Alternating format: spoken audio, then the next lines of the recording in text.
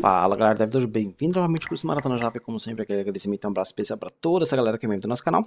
Nessa aula nós vamos começar a falar um dos tópicos mais avançados de Java, que é a parte de threads. Então cria um novo pacote, ZZ, nós estamos no F, threads. E vamos criar aqui um pacote teste. Legal, vamos começar bem simples com thread test 01. Bom, então o que é uma thread? Thread tem duas definições. Pode ser um objeto, porque nós temos uma classe chamada thread, onde nós podemos criar literalmente um objeto do tipo thread, e nós temos um processo, uma linha de execução.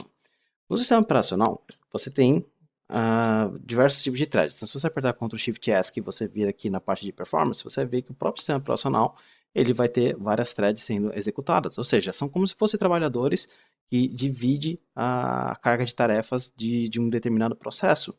Tá? Então, você tem 215 processos e 3.000 threads aqui subindo e descendo, para cada um meio que dividido entre esses processos. A parte de divisão não importa pra gente, realmente não tem como a gente dizer. Bom, basicamente quando a gente está trabalhando com threads, pouca coisa é garantida, né? A JVM, no caso do Java, vai tomar conta da execução dessas threads, e na maioria dos casos você não tem muito o que fazer, você só pode meio que dar indicações do que você gostaria que acontecesse, mas a parte de escalonamento, quando a thread vai ser executada, quando ela vai ser parada, quando ela vai ser terminada, é tudo parte da JVM. Tá? E para que a gente tem, para que a gente utiliza threads? Quando você tem um processador, nós vimos na última aula, né? Geralmente o processador ele tem os núcleos, digamos, se você for aqui de novo no Task Manager, né?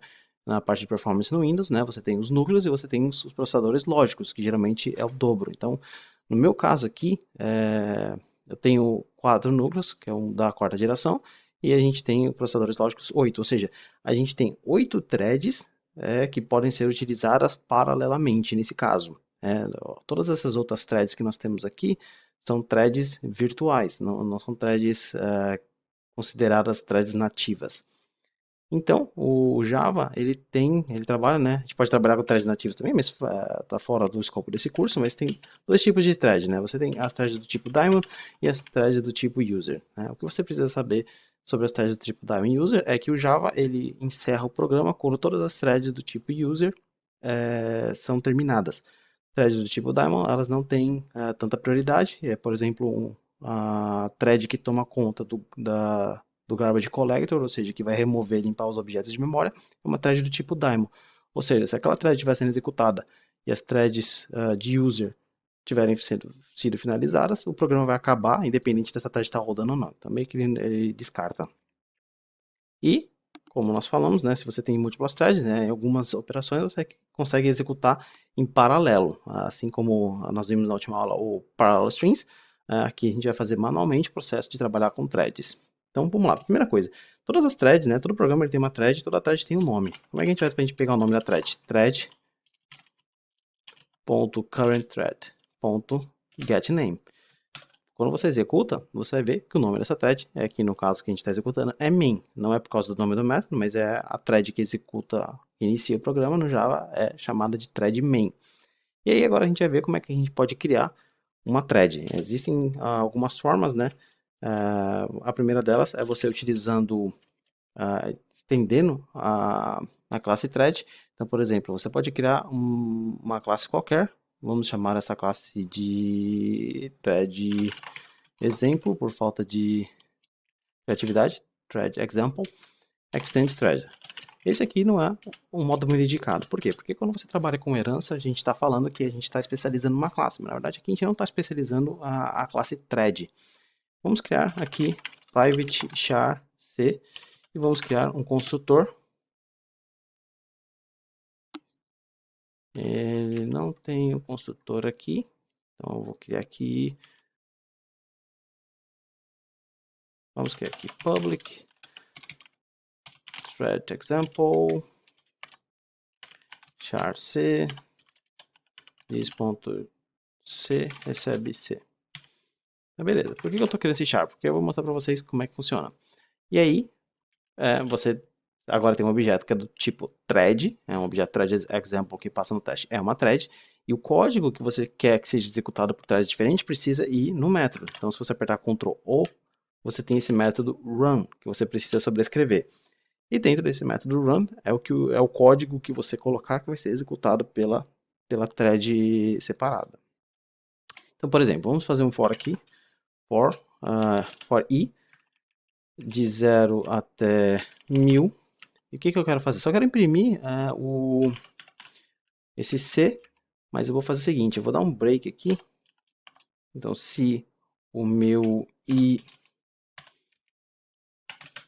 %100 for diferente for igual a 0, ou seja, se ele for múltiplo de 100, eu quero só dar um break line. Um códigozinho bem simples que eu quero mostrar para vocês a execução das threads. Bom, então, agora que nós temos esse exemplo, como é que a gente faz? A gente cria primeiro um objeto. Então, eu vou pegar esse código aqui e vou dar um Ctrl X e vou colocar dentro do run. Ele que vai ser executado por threads diferentes. E eu vou botar aqui vou criar aqui thread example, vou chamar de T1, new thread example. E eu vou passar aqui, por exemplo, Ctrl D, Ctrl D, Ctrl D. Então, temos T1, T2, T3, T4. E nós temos A, B, C e D. Legal. Quando nós executarmos, se nós chamarmos assim, ó, T1.run, T2.run, T3.run, T4.run, você não está executando em threads diferentes. Então, você pode ver que o thread está dando um warningzinho aí assim, que deveria ser o start, que é o que nós vamos utilizar. Então, quando você dá um Ctrl Shift F10, você vai ver, remove o LN daqui, Ctrl Shift F10. Então, o que você pode perceber aqui? Que ele começou com a thread main, imprimiu A até o final. Em seguida, talvez a gente possa até diminuir isso aqui para 500. Acho que fica um pouquinho mais fácil de visualizar. Então você pode ver que ele imprimiu A com a thread main, aí em seguida com a thread main também ele imprimiu B, depois com a thread main ele imprimiu C, ou seja, a gente utilizou apenas uma thread. Por quê? Porque a gente não deu um start. Quando você está trabalhando com múltiplas threads, ao invés de você chamar run, quando você chama run, você fala, olha, thread main executa o método run do objeto T1. Mas aí quando você dá um start, as coisas mudam. Por quê? Porque agora você está falando para a JVM começar uma nova thread. Ou seja, todas as vezes que a thread main chegar aqui, nesse T1, a thread main vai dar um start em uma outra thread. Né? Então vamos executar, Ctrl Shift F10. E aí agora você pode ver que o resultado é bem malucão. Então você pode ver, nós temos a thread 0, nós temos a thread 2, né? A sequência que as threads vão ser executadas também é a JVM que escolhe, você não tem poder nenhum.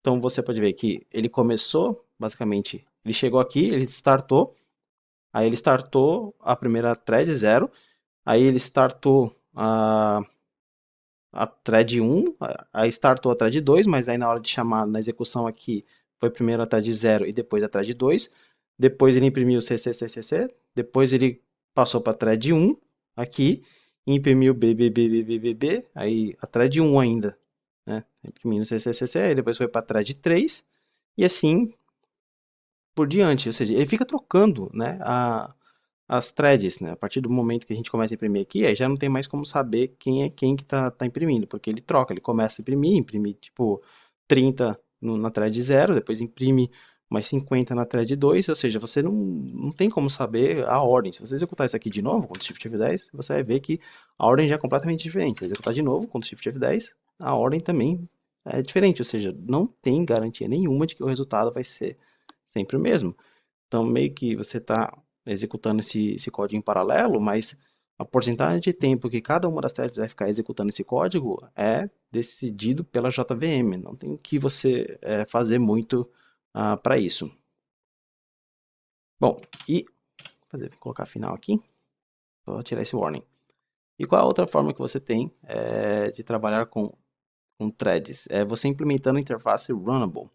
Então, vou fazer o seguinte, eu vou criar aqui class thread example runnable e vou, em vez de estender threads, eu vou só implementar runnable, que na verdade faz muito mais sentido. Por quê? Você está falando que essa classe aqui, ela é um runnable e você precisa obrigatoriamente providenciar a implementação do método run. Aí eu vou copiar exatamente esse código aqui. Você tem esse C, a gente pode copiar também aqui.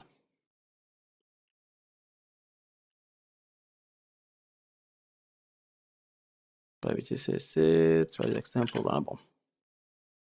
E aí, como é que a gente faz? Bom, a gente troca aqui um pouco a implementação. Você pode segurar com a bolinha do mouse, né, e block selection aqui. Então, Ctrl C. Aí vamos comentar esse cara aqui. Porque a gente faz o seguinte, a gente cria primeiro uma thread. Né? Thread, objeto thread T1, recebe new. Aí se você passar aqui, por exemplo, thread example runnable, você pode passar o caractere A. Vamos colocar aqui, você está vendo que tem um errinho, né? Tá falando que require type é thread, mas o que nós provemos é thread runnable. Se você for aqui no thread, né, você tem implements runnable, mas não tem garantia de que ele vai passar no teste. Então, você pega esse código aqui, encapsula dentro de um objeto thread, que ele aceita. Ele tem um construtor sobrecarregado que aceita um runnable. Aí você passa aqui dessa forma. Então, Ctrl D, Ctrl D, Ctrl D. Aí você passa 2, 3, 4.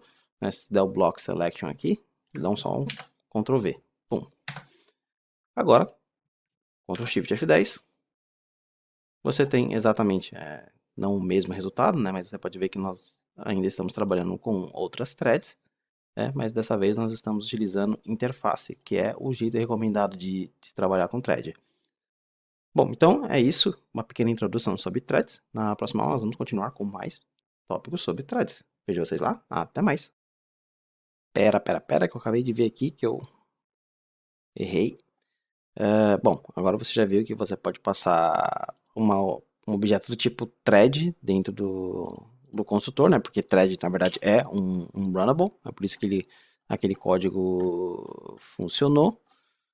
Então, se você voltar aqui, você vai ver que thread implementa runnable, mas na verdade o que a gente quer é esse cara aqui, ó, Ctrl C. Aí você volta aqui. Não, Ctrl V, Ctrl V, Ctrl V, Ctrl V. O código vai funcionar exatamente da mesma forma. Bom, então, agora sim. Vejo vocês na próxima aula. Até mais.